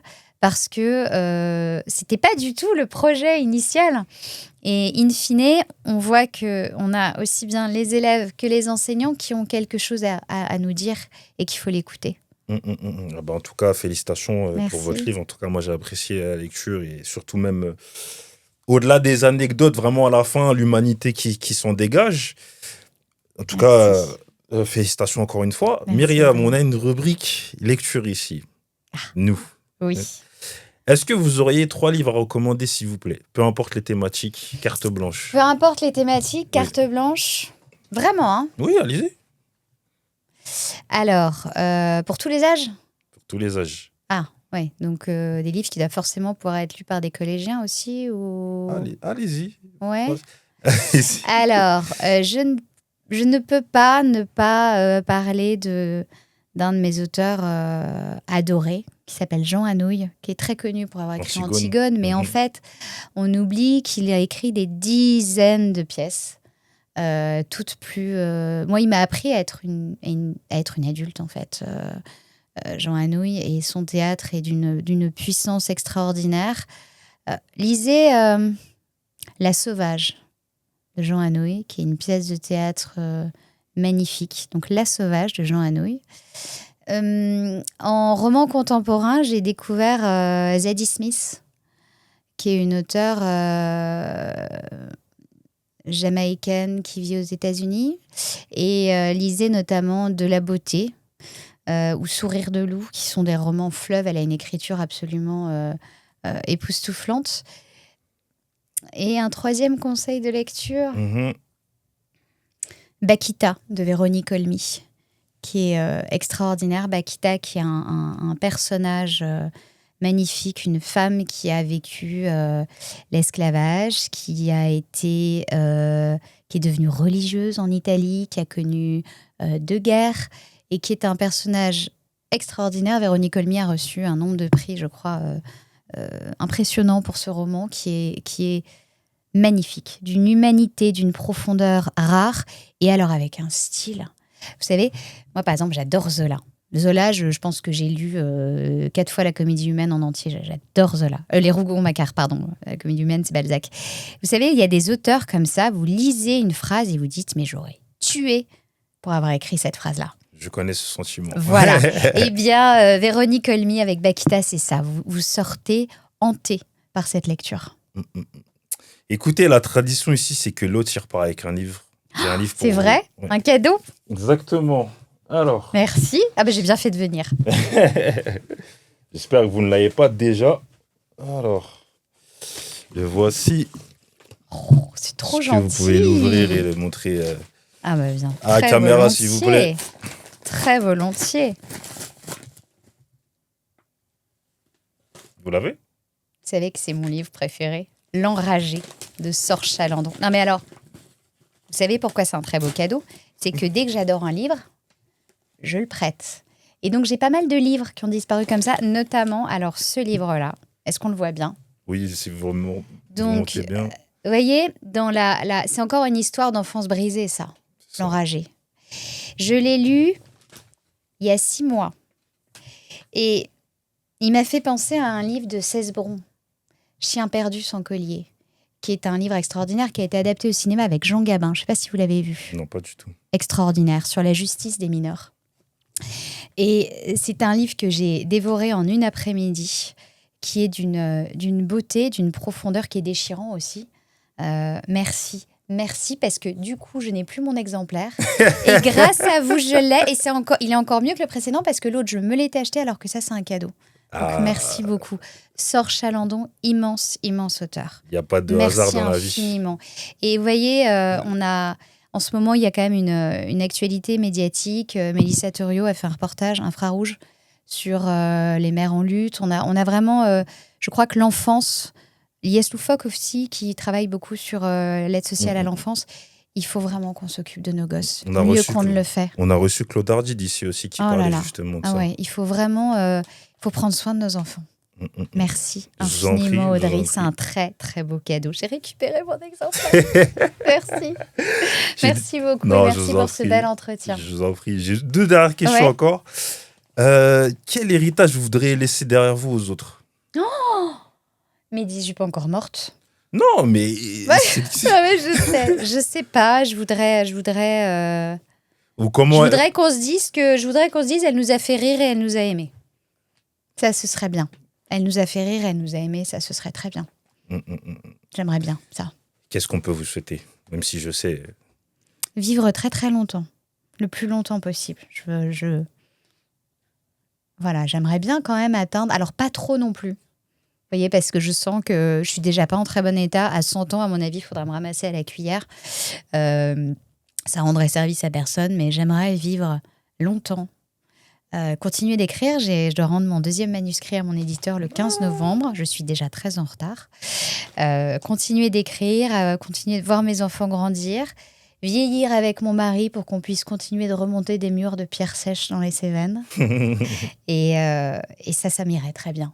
Ce serait un beau chemin. En tout cas, c'est tout ce qu'on vous souhaite. Myriam, merci Audrey. beaucoup pour vos mots, la lumière que vous avez amenée, votre bienveillance. Merci pour ce que vous avez fait et ce que vous faites pour les jeunes. C'est important. Merci beaucoup. Faut reconnaître. Faut recevoir les fleurs que vous méritez. En tout C'est cas. gentil, c'est gentil. Je reçois, je prends, j'emmagasine pour les jours plus sombres. Il faut faire des réserves.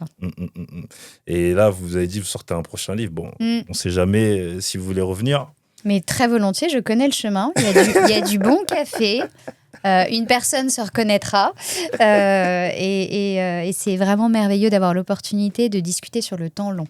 Voilà. C'est vrai. Bon, en tout cas, merci pour vos mots, Myriam. Merci, Audrey. C'était Cause Monote, l'émission qui prône la vulgarisation et la transmission pour l'élévation, en espérant que vous avez appris des choses et éventuellement sur vous-même. Prenez soin de vous et des vôtres.